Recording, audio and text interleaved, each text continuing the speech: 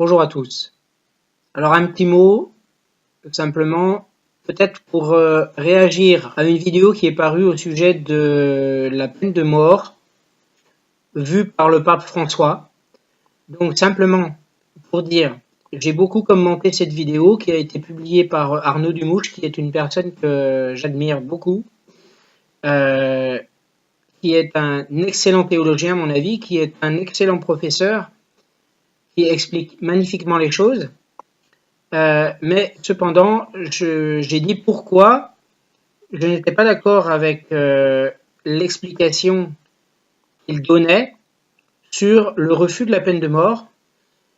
Et dans un deuxième temps, j'ai commenté également cette vidéo avec des arguments bibliques que j'ai trouvés sur un article très intéressant qui, quand même, globalement, légitime l'existence de la peine de mort dans le monde et qui en aucun cas ne nous permet de le condamner dans l'absolu, de condamner la peine de mort dans l'absolu.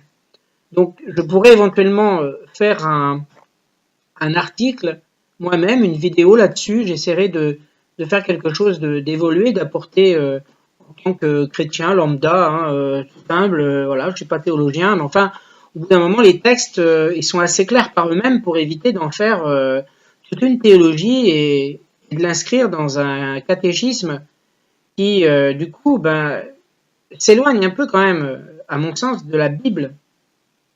L'Église, c'est une religion, entre guillemets, même si je n'aime pas ce terme, de tradition, certes, qui s'inspire des apôtres, qui est née dans l'Église, sur l'Église naissante, même si on peut en dire ce qu'on en veut, mais en tout cas, pour moi, c'est la plus belle Église qui soit. L'Église catholique reste pour moi la plus belle Église. Simplement, on peut ne pas être d'accord avec son curé. Et donc, on peut ne pas être d'accord avec son évêque. Et on ne peut ne pas être d'accord avec le pape. Ça ne veut pas dire qu'on ne le respecte pas. Ça ne veut pas dire qu'on ne veut pas suivre ce qu'il nous dit. Mais en tant que guide, ce n'est pas un gourou. On s'est convertis tous par Jésus, pour certains par Marie. Donc, nous nous sommes convertis par Jésus, nous suivons la parole de Dieu, nous suivons la Bible.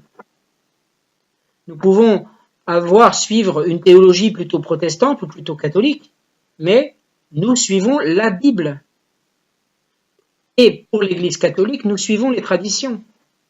Mais moi, je ne vois pas où est la légitimité de refuser totalement la peine de mort, puisque dans la Bible, dans l'Ancien Testament comme dans le Nouveau, la peine de mort est prévue par Dieu. Et elle ne s'oppose pas du tout au commandement de Exode 20:13. Donc, je pense qu'il faut essayer de dépassionner le débat, même si c'est très passionnant, d'échanger et peut-être aussi de faire voir aux uns et aux autres des arguments. Donc, chacun apporte sa pierre à l'édifice, mais simplement, moi je pense, en mon âme et conscience, le Seigneur ne me dit pas d'adhérer à ce refus total de la peine de mort, parce que ce n'est pas dans la parole. Donc, à mon sens, je ne crois pas, en tous les cas, que ce soit dans la parole. Après, j'ai vu des versets qui légitiment l'existence de la peine de mort. Donc, j'en parle dans le commentaire de la vidéo. Je vais mettre le lien de cette vidéo en barre de description, simplement pour que chacun puisse un petit peu juger. C'est très important, c'est un thème très très important. De nos jours, la peine de mort est pratiquée quand même par l'État islamique. Il faut voir quand même aussi que la peine de mort a été maintenue par le Parlement au début du XXe siècle. Elle a été abolie.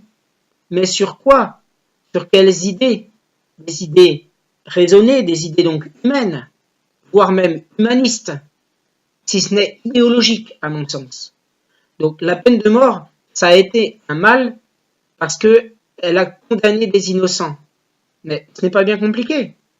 Tout simplement, si on décide de supprimer totalement la peine de mort, à quoi ça sert de remplacer la peine de mort par d'autres peines?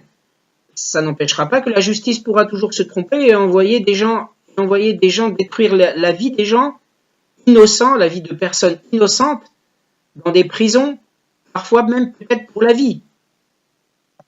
Mais dans tout cela, il faut penser aux victimes aussi. C'est avant tout cela qu'il faut penser, avant tout, à mon sens, il faut penser aux victimes, aux familles des victimes. Il ne faut pas banaliser la peine de mort et ne voir la peine de mort que comme un pauvre sort qui accable une personne qui a tué, qui a commis un crime grave, avéré, prouvé, on est bien d'accord. Que ce soit en France ou ailleurs, la France n'autorise plus la peine de mort, mais peu importe, le principe reste le même. Donc il faut savoir, raison garder, refuser bien sûr de cautionner la peine de mort telle qu'elle est pratiquée dans des États ou par des pseudo-États totalitaires, mais comme ISIS, enfin comme Daesh par exemple, bien sûr, et refuser en tout état de cause la torture, toujours. Mais la peine de mort, si on veut parler stricto sensu par la parole de Dieu, la peine de mort existe. Donc je pense que, étant donné que nous, catholiques, nous sommes touchés aussi par cette règle pastorale qui a été édictée par le pape, à savoir que la peine de mort, si j'ai bien compris, doit être refusée à 100%.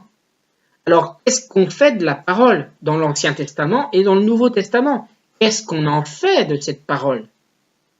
Normalement, je ne sais plus où c'est précisément, mais on ne doit pas retrancher quelque chose de la Bible. On ne doit rien y ajouter. On ne doit rien en retrancher. Donc, où est, je dis bien, à raison de la position maintenant de l'Église vis-à-vis de la peine de mort, où est la légitimité biblique de condamner absolument la peine de mort? C'est simplement la question que je pose. On peut être pour ou contre, mais si on est honnête intellectuellement, on doit se poser cette question-là. Si on est chrétien, que ce soit catholique ou protestant, si on est chrétien et qu'on se fie aux parties de la parole de Dieu, que ce soit dans l'Ancien Testament ou dans le Nouveau Testament, on doit se poser la question, est-ce qu'il est légitime que l'Église refuse à 100% la peine de mort?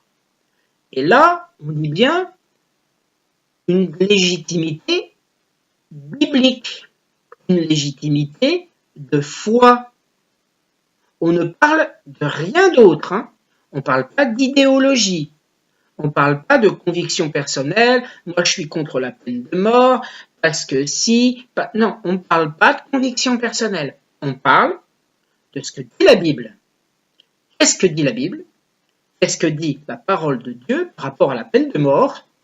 Et est-ce que, oui ou non, cela s'oppose à la position de l'Église par rapport à ce que vient de dire le pape, à savoir refus total de la peine de mort dans le monde?